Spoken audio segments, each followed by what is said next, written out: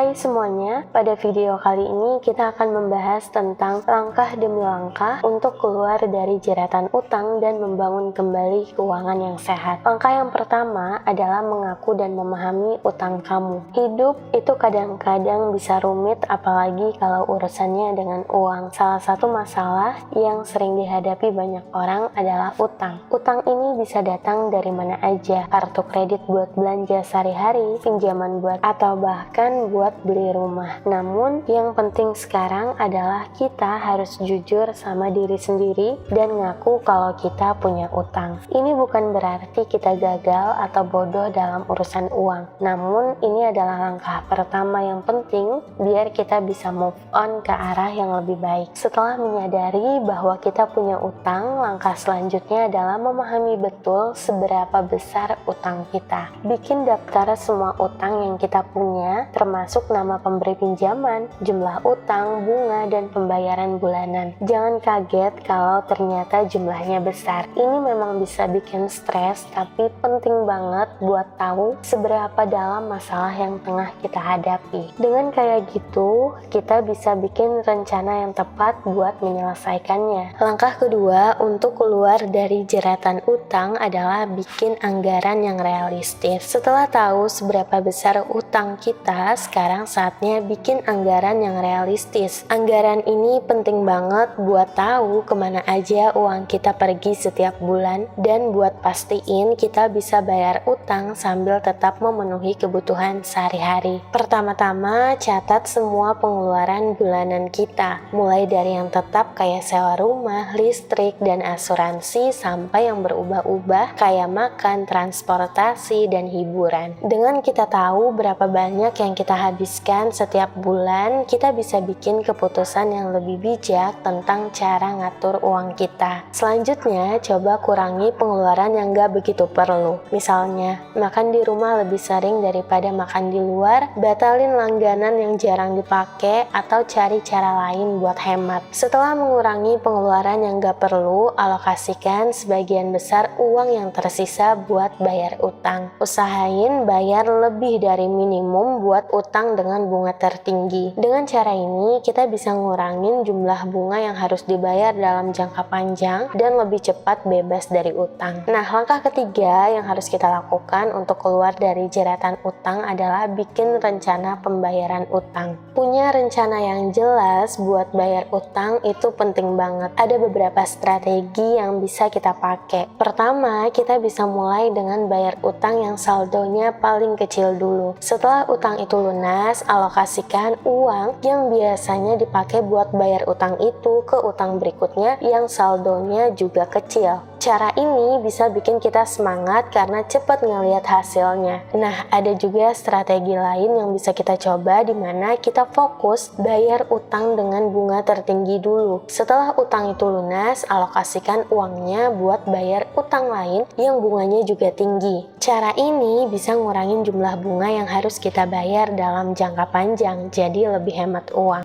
Nah, kadang gabungan kedua metode ini bisa jadi pilihan terbaik. Yang penting adalah sesuaikan strategi tadi dengan situasi keuangan kita. Nah, langkah keempat untuk keluar dari jeratan utang adalah cari cara untuk tambah penghasilan. Selain mengurangi pengeluaran, tambah penghasilan juga bisa ngebantu kita bayar utang lebih cepat. Ada beberapa cara yang bisa kita coba. Salah satu cara paling umum adalah cari kerja sampingan. Kerja sampingan itu bisa apa aja, mulai dari freelance, jualan barang-barang bekas, sampai kerja paruh waktu. Dengan kerja sampingan, kita bisa dapat tambahan uang tanpa harus ganggu kerjaan utama. Nah, selain itu, jual barang-barang yang gak dipakai juga bisa jadi cara buat tambah penghasilan. Coba lihat di sekitar rumah, pasti ada barang-barang yang gak dipakai lagi, tapi masih punya nilai jual. Maka, kamu bisa jual barang-barang itu di pasar online. Investasi pun juga bisa jadi pilihan buat tambah penghasilan. Tapi perlu diingat bahwa investasi selalu ada resikonya. Jadi pastiin kita paham betul sebelum mulai. Langkah yang kelima adalah tetap termotivasi dan disiplin. Mengatasi utang itu butuh waktu dan tantangan. Jadi tetap termotivasi dan disiplin itu penting banget. Pertama, tetapin tujuan keuangan yang jelas. jelas. Misalnya, targetin buat ngelunasin sejumlah tertentu dalam jangka waktu tertentu.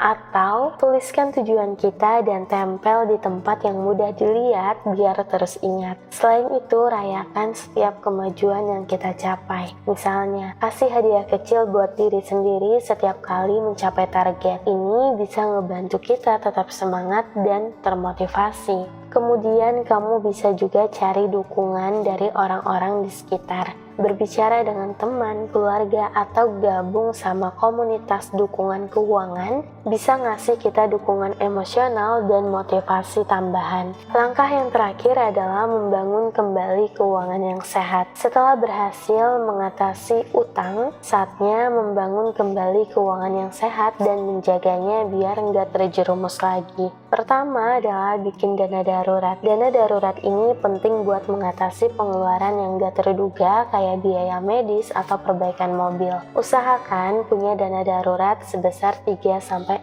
bulan pengeluaran. Kedua, mulai nabung dan investasi buat tujuan jangka panjang. Misalnya, nabung buat pensiun, pendidikan anak, atau ngebeli rumah. Pilihlah instrumen investasi yang sesuai dengan profil resiko dan tujuan keuangan kita. Yang ketiga adalah gunakan kredit dengan bijak. Jangan tergoda buat ngutang lagi setelah berhasil bebas dari utang. Gunain kartu kredit hanya untuk jika benar-benar diperluin dan bayar saldo penuh setiap bulan. Dan terakhir, terus belajar tentang keuangan pribadi dan investasi. Semakin banyak pengetahuan yang kita punya, semakin baik kita dalam mengelola keuangan. Nah, jadi mengatasi utang dan membangun keuangan yang sehat memang menantang. Namun, bisa dicapai dengan langkah-langkah yang tepat dan disiplin. Tetap pantau keuangan kita, cari cara buat tambah penghasilan, dan kurangi pengeluaran yang gak perlu. Dengan kayak gitu, kita bisa ngebangun masa depan keuangan yang lebih baik dan stabil. Semoga video ini bisa ngebantu kamu dalam perjalanan menuju keuangan yang sehat. Terima kasih untuk kamu yang udah nonton video ini sampai akhir. Kasih saran di kolom komentar. Topik apa lagi yang harus kita bahas pada video berikutnya. See you di next video.